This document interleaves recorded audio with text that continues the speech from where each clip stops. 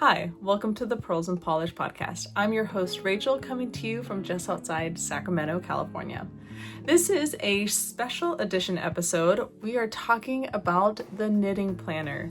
So for all of 2024, I used a planner to track all of my projects, deadlines, knit-alongs, and it has really changed the way that I approach my knitting. So I'm going to talk a little more detail about why maybe a knitting planner may be something to try, how it's helped me out, and then later I'll show you the planner that I used for 2024 and the planner that I'm going to be using for 2025.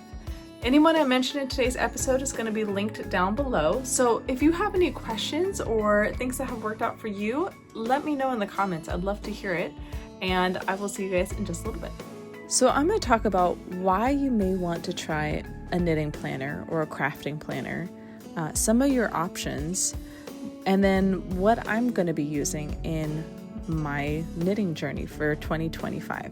So let's start with the first one of why. I came up with 4 kind of things that were most important for me: staying organized, setting goals, having a common place for notes, and then some hobby crossover. So staying organized, for me, it is very easy to cast on projects and then forget about them, or have too many projects and get overwhelmed and then something gets left behind. So by having it all in my knitting planner, it was a lot easier for me to track what projects I had started, what projects needed to be worked on, and then also what projects had deadlines. If I was doing a knit along or a make along that had to be finished in a certain amount of time, that all went into my planner, so it was helpful to be able to know what projects I needed to prioritize to meet certain deadlines. For me, it was also a great place to be able to set goals, be able to have a way to track them, and then also be able to meet those goals or exceed those goals. For instance, one of my goals for 2024 was to use up more of my stash, so to finish the year with less stash than what I started the year with. And if I didn't have some sort of way to track that, I probably wouldn't have been able to meet that goal. But because all that information was in my knitting planner, I was able to exceed my expectations for that goal for 2024. This is also a great place for notes. If I'm doing a pair of socks and I need to write down certain numbers so I have a similar second sock, I would put it in this planner. And that way I always knew where I could find that information, instead of putting it on a scrap of paper or in a note in my phone and then may not be able to find it later.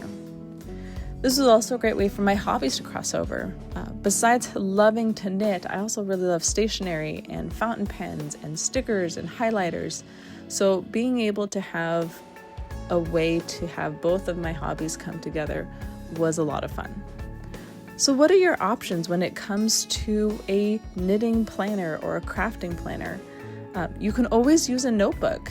There are plenty of notebooks around. You can use one that you already have, or you can get a special notebook. But a notebook is always a great start. You can use your phone. I use my phone for a lot of things when it comes to my knitting, like keeping patterns or tracking my stash. But if you have a specific planner app, you could use that for tracking your knitting. And then you can always get a planner that is specific just for your crafting. So I've done a little bit of all 3 of these options before. I've used notebooks where I just kind of kept notes in. I've used my phone and a planner app and my notes app. And then I've also had a dedicated planner just to my knitting. So 2024 was the year of the dedicated planner for knitting, and that was my most successful way of being able to plan out and keep track of what I'm working on. So for me, that's what really works. So this year, I'm going to be working with another planner. I'm going to be doing the Hobonichi Cousin in a size A5, and I'm going to talk a little more in detail about what makes this planner different and how it compares to the planner I used for 2024. But my big things when I'm looking for a knitting planner is that it's fountain pen friendly, because I have several fountain pens that I really enjoy writing with. So I need to make sure that the pens that I'm using is compatible with the paper. I also like having space to journal. I really enjoy writing, and so I wanted to make sure I had enough space to be able to do that along with tracking my knits. And then I also wanted to use stickers and decorate my planner. I really like doing some form of decorating and making it look nice, so it's fun to use, and it's something that I look forward to using. So stay tuned. I'm going to go over what planner I use for 2024 and how that worked, and then I'm going to talk about my planner choices for 2025 and kind of what I'm hoping to use this new planner for in this upcoming year. All right, welcome to the flip through of my knitting planners. So this planner here on the left is my 2024 A5 Compact Full Year Commonplace Planner by Sterling Ink. I know that's a mouthful. And then this planner here on the right is my Hobonichi cousin in an A5. So let me talk about the planners themselves, and then I will kind of flip through and show you different things. So this is in a, as you can see, plastic case, but this is a planner by Sterling Ink, and A5 is the size of the book. So they're both the same size. The only difference is the thickness. So their full year is a weekly planner that doesn't have a ton of note pages in the back, so it's a lot thinner. This is the Hobonichi cousin, which is also an A5. It's also a weekly planner, but it's a lot thicker because it has a daily section where you can write something down every day, like journaling pages. So that's the biggest difference. They both use the same kind of paper. It's called Tomoe River paper. This is the new version of the Tomoe River paper, but essentially it's a thinner paper, so you can have a book with over 300 pages. That's really great for fountain pens. So I love fountain pens. It's one of my other hobbies, and so having paper that I can use with my pens is important to me. So hence the Sterling Ink and the Hobonichi weeks. Now, why did I not go for another Sterling Ink? I really love this planner. I think it's really well designed. I wanted to have daily journaling pages, which you get here in the cousin. The full year, like the non-compact version of the Sterling Ink, also has enough pages where you could do a page a day. However, they're not dated, and I do not have the time or patience to hand date 365 pages. So that's my main reason for not going with the Sterling Ink again, but we'll see for next year. So first off are my stickers. I love stickers. So I feel like it's kind of an expression of who I am outside of like my knitting or my pens. So I'll show you these stickers with hopefully without as little glare as possible. But obviously I'm from California and I love being from California. So I have my State and Bear sticker. I love coffee. The sticker's ripping a little bit, but I love coffee, so I definitely have some coffee stickers. This is from the Coffee Monsters Co. and it is the amount of cuteness per serving, 100%. So fabulousness, kindness, intelligence, open-minded, creativity, caffeine, 125%. My plan for today: coffee, knitting, music. Always my plan for the day. Again, another coffee sticker. This is also the Coffee Monster Co. A sheep because I love wool. Fountain pens because I love fountain pens, and I really love reading, so I loved this sticker. So that is me in stickers. For this year, I picked out this fountain pen sticker. I forgot who the maker is. I'll tag her in the notes. Another Coffee Monster Co. with all the stationery things. This one I really loved. It says, "Be still and know." This is another one. This is from a hymn, "Strength for Today and Bright Hope for Tomorrow," which just felt very appropriate for 2025. The year, obviously stamped on my planner. It actually covers up the Hobonichi cousin logo, which the logo is fine, but I wanted something cute and fun. This is February Violets. My birthday's in February, so I liked having that. Kind of chaotic, always. Heart and Yarn, and then Silenzio Bruno from the movie Luca. So there's a whole section where one of the characters says anytime he has to do something that he feels afraid or nervous about, he says Silenzio Bruno. Bruno is the voice in his head that tells him he can't do things. And that's how he becomes brave. And I really loved that. So I got that for my planner. All right, let's go into this one. So this has a year, let me move that over. Year at a glance, which I didn't do anything with. Books of the Bible. I try to read the whole Bible every year, and I kind of get lost somewhere in that first shelf. I keep trying though. An effort is made, and then I get distracted. So I'm gonna try again this year. I'm gonna try again differently. This was to track my intake of yarn. So like, how much yarn did I start with, which was 110 skeins this year. Or I'm sorry, it was 108 to be exact, just really faint there. And then every month there's a little sticker with the flower of the month.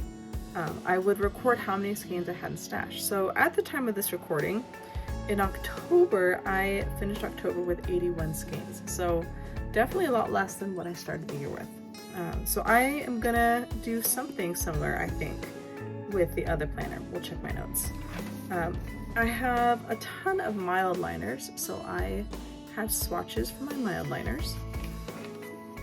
This is a note from last year, but this planner has kind of this is really faint, you can't see that very well, but you have the month and then all the days in that month, so you could track habits or moods or your menstrual cycle. I've seen people use that for that tracking or spending. And I was gonna track the books and shows that I watched, and I never got around to it. So those pages went blank. And then you get into the monthly pages. And this is just your month at a glance. So I did skeins in and skeins out. So the red were skeins that came in, the gray black was skeins that went out, and then I also kind of kept a tab or an idea of what I worked on for the month, and then my goals. And this month I wrote down all the books that I read. So I really liked this in that I liked having like a running list of yarn that came in and went out. I liked having a list of the books that I read, and I liked having a list of all the projects that I worked on. And these stickers here are the Coffee Monster Co. So kept that up throughout the year with all the stuff that I worked on, skeins that came in and out, and you'll see I started making this a lot more scrunched together. I didn't put spaces between what I had. I numbered what came in and came out, so that was easier to track. And then I actually wrote down either if I was like more yarn or less yarn for that month. I stopped writing down the books that I was reading. I'm not sure why I did that. But this has been really helpful in knowing exactly where I'm spending my time. Sometimes it feels like I don't work on a lot of projects. I started writing down which inks I was using in my fountain pens in this month, and I really like that. I kept that up. But anyways, some days it feels like I didn't work on anything at all, or I didn't have any projects. And this just kept track of what projects I had going on, not necessarily what days I worked on them. So this month in August I came out even. The same amount of yarn that came in was the same amount that went out.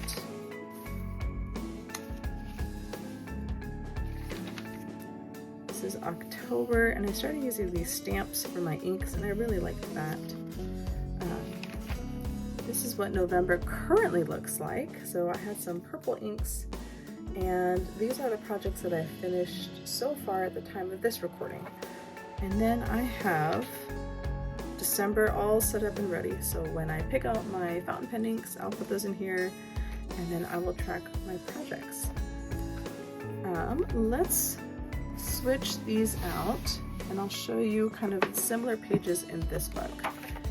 So I did put my name in, and this is the Hobonichi Techo. Techo means planner in Japanese, I believe, 2025, and this is the cousin version. There we go. This also has year at a glance, so it has all of 2025, but it also includes last year and this year. I don't really anticipate doing anything with these pages.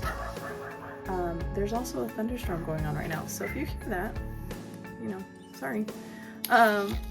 This is the same in that you can track the whole month. I'll get a little closer with this one. This is a Japanese planner, so you do see a lot of Japanese characters, just so you know. This is the English version though.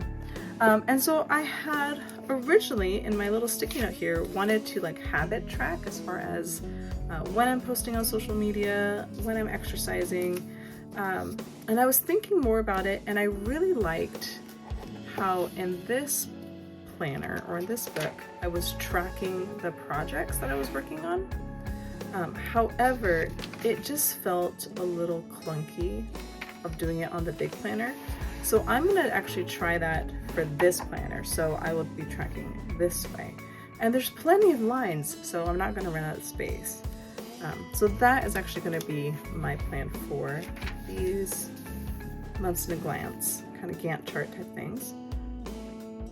And then, I can keep notes here for whatever. And then you have your month at a glance. And I already went in and put in all my stickers. I am a person, this is January's, I am a person who likes stickers, but I don't like too many stickers. I like just enough stickers. So for this year, I'm actually going to write down what I'm grateful for every day. Sometimes I get into a habit of not being grateful or focusing more on the things that bother me rather than the things that I'm grateful for. So I'm going to make a better effort in finding something that I'm grateful for every day, even if it's I'm grateful for coffee. Then that is what I'm grateful for. But that is that. So I already went through, as you saw in that little montage earlier, putting in all these stickers. I know some people with planners, they like to put in their stickers in the month that they're in. So like if they're in May, they would set up May all at once.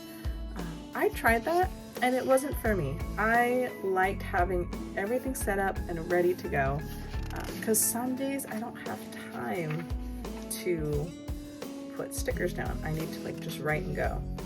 So that is just works for me at this time in my life. But really love how these all look.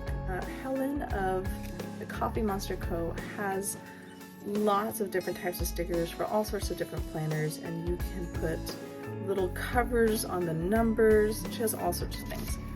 Like I said, I like stickers in my planners. I just don't like too many stickers in my planners. So this is just enough for me right now.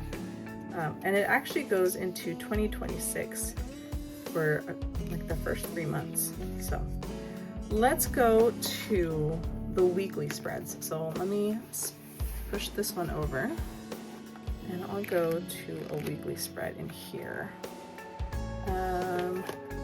Okay, here is what my planner looks like on a week that is complete. This was April and May. So I do lots of stuff. One of the things I do in my knitting planner is, let me flip to it. I did this year. I wrote down every skein that I had in my stash, and I made a list, and this list had no rhyme or reason.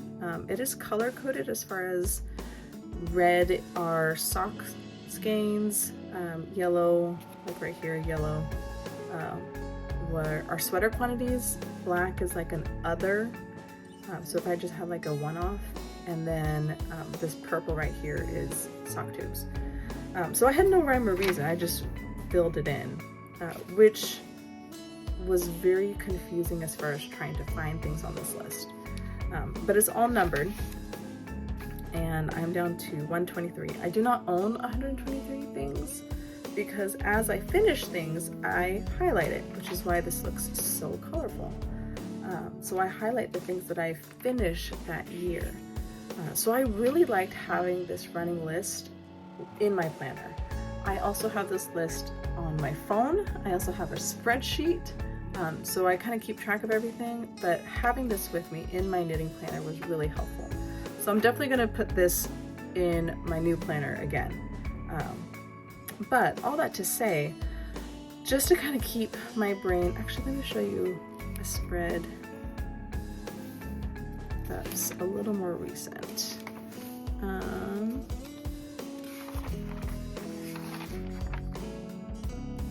That one. This one's a little more recent. This is from October. This is kind of what it has turned into towards the end of the year. So I would pick a color that would go with that project, and that was the color I would use, you know, as I marked it for that week. It'd also be the color I'd use on my running list in the back to kind of highlight when I finish that project. And then every skein has a number in that master list, so I would write the number, so it was easier to keep track of rather than having to write the name. Zwig has its name because that is a project I started like 2 or 3 years ago, so I did use the actual name since I didn't count that in my stash. And then the hexies are the little hexagrams I'm making with my row 1 minis. And then this up here are all the knit-alongs or make-alongs that I'm following. So I would keep track of those in my weekly planner. So I knew the Warm Hugs Mitten Knit-Along didn't start until the 12th. Meanwhile, I still have the Woolberry Marled Knit-Along and the Falling Leaves Sock Knit-Along. So if I'm working on all of these projects, I know when things start and stop, when things are due. And then also if I'm posting them on social media for prizes or just to post them, I know which ones to post them on. And then I started writing down kind of what I did every day. Something I've really struggled with this year, towards the end of the year, was feeling like I wasn't knitting enough. Never mind that I have 2 kids, a puppy, and a husband, and 2 jobs, it still felt like I wasn't producing enough. So kind of that imposter syndrome was hitting a bit hard, which I got a lot of really great encouraging things from all of you. But I started writing down, like, what did I do that day? So on the days where it felt like I didn't work on anything, I'd be like, oh, well, of course, I had, you know, sick kids, or I had 4 meetings and 3 after-school classes. This day I was sick, so I didn't do much. So that has been helpful as far as keeping things in perspective, because some days stuff gets worked on and some days stuff doesn't. So that has been great as far as keeping track of what I'm working on to make sure stuff gets finished, but also why am I not working on things? Tuesdays I have Taekwondo in the evening, and both my kids have Taekwondo. So I don't have a ton of time to work on things. And sometimes that doesn't feel great. And then I can look back and say, oh, well, of course, I had work, Bible study, and 3 Taekwondo classes. I'm not gonna have a ton of time. So back to the cousin. This setup is very similar to what the Sterling Ink, the 2024 planner has. But the lines are a little darker, which I do appreciate, just knowing where everything should go. So I'm going to keep my running list of projects on this side, just like I did in this book. My running list of projects is here, same here. I am going to have my daily list of what I did, just as a quick snapshot of my day like I did here. I decided not to put a washi kind of breakup line, but I may end up doing that anyways at some point. And then I had a bunch of little stickers that came in kind of the theme of the year that the Coffee Monster Co. put out. And so I just kind of stuck them all over. And I don't know, it brought a little sense of whimsy to my planner, and I really like that. So I had a good time just picking out little things to put in to just bring a little joy. So, and as the months change, the themes for that month change as well. So I really liked that. So looking forward to filling this out. Let's go on to the next section, which this planner doesn't have.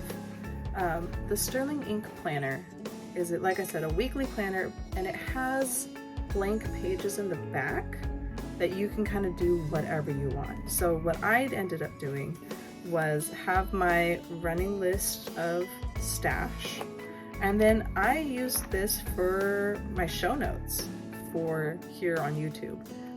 If I don't keep track of what I'm talking about, I ramble. But then when I am editing and putting in timestamps, I can write down as I'm editing where things are so I can put the timestamps in later. So that has been really great as far as keeping track of what I'm talking about, so I don't have to rewatch it and then take notes. I can just base my show notes off of my show notes. I also took this planner with me to the San Francisco Pen Show, and so I got to try a bunch of different pens and stamps and whatnot, so that's in here too. But that has been really great, but there are no like dated pages. And like I said earlier, for me, I need to have dated pages or I'm not going to write in them. And one of the things I'd like to do for 2025 is do more writing, either journaling or short stories or just notes. I did want to have that in this book. This page is turning the page to a new year, and I saw that Helen of the Coffee Monster Co. wrote herself a letter. I think one for 2024 and then one for 2025. So at the end of 2024 and I think the end of 2025. Or like she did that for last 23 and 24. Something like that. But she wrote herself a letter, and I thought that was a really great idea as far as closing out 2024 and kind of what my hopes for the upcoming year would be. So I may do that on this page. But then you get into these daily pages. So opening up the month, let me move my sticky notes. You just get a page, and it has, I think it says like January here, but Helen of the Coffee Monster Co. I love Coffee Monster Co. She has these calendar stickers, and she usually posts them up here in the front.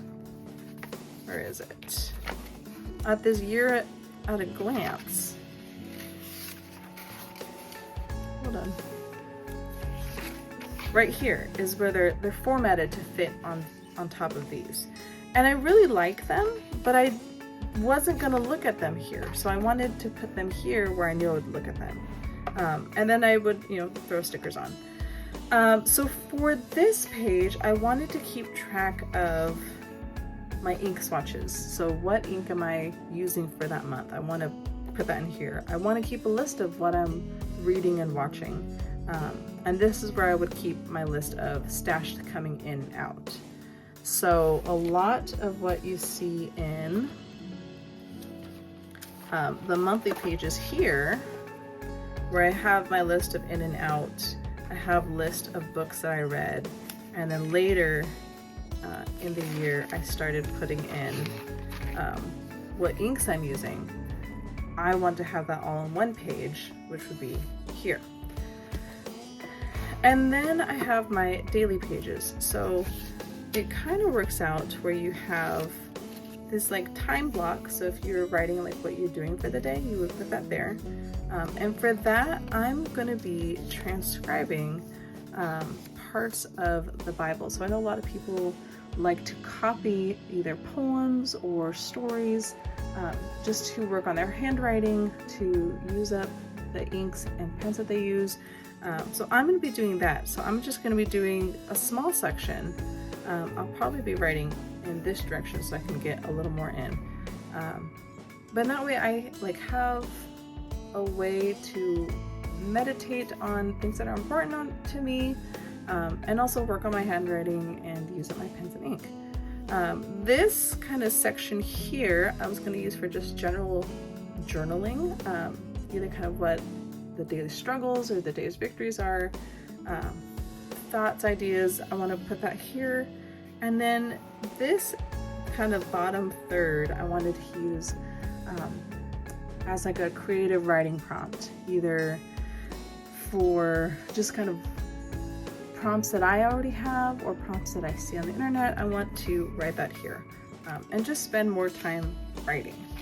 It's something that I enjoy doing, and I have all these fancy pens, and so I want to do that more in 2025.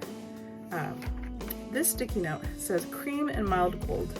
This is notes on, or these are notes on the colors that of Mildliners, these pens that I have swatched in this planner. Let me find it. So these colors, so it's whatever of this colors that correspond with like the colors of the month that go with the stickers. Helen is a genius. So cream and mild gold. So it would be this color right here, which is very light. I don't know how well that's gonna pick up, but it's pretty light. And then gold, which is, oh, right here by my thumb. So I want to like pull those out to be able to mark stuff on this page. Not necessarily mark stuff for the projects that I'm working on, but just kind of books and music and what I'm watching and ink swatches and stash and all that can be labeled. But I'll show you. I have the same note, so for every month I wrote down what the colors of that month are so I don't forget. I do have that information saved on my phone, but I didn't want to think too hard about that. And then as the months progress, the little colors of the month that Hobonichi picks out change, and that changes in the little tabs and then also the ink on the page. So I really like that. But here's March. I picked the little guy on the bench. Here is April.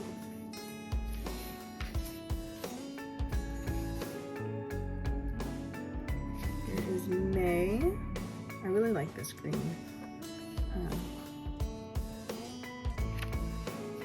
Here is June, which was ice cream themed.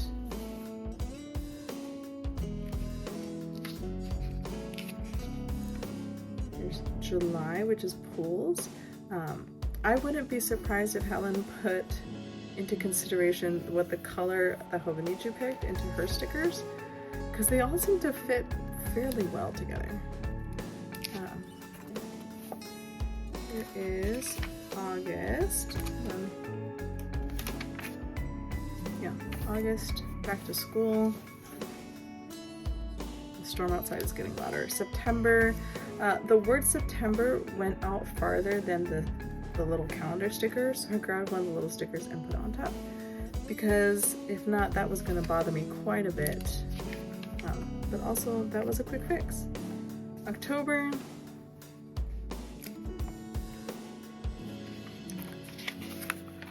November, this had the same problem. If I remember correctly, Helen's theme for 2025 was like snapshots of life, I think was what it was called, and December, which also stuck out a bit. And then at the back of this book is some blank note pages. Oh my gosh, gosh, the rain is coming down pretty hard. Which is where I'm going to put my stash list. And then it has just some other various pages. So timetable, graph paper, favorite things. Oh my goodness, this storm. The thunder's pretty loud.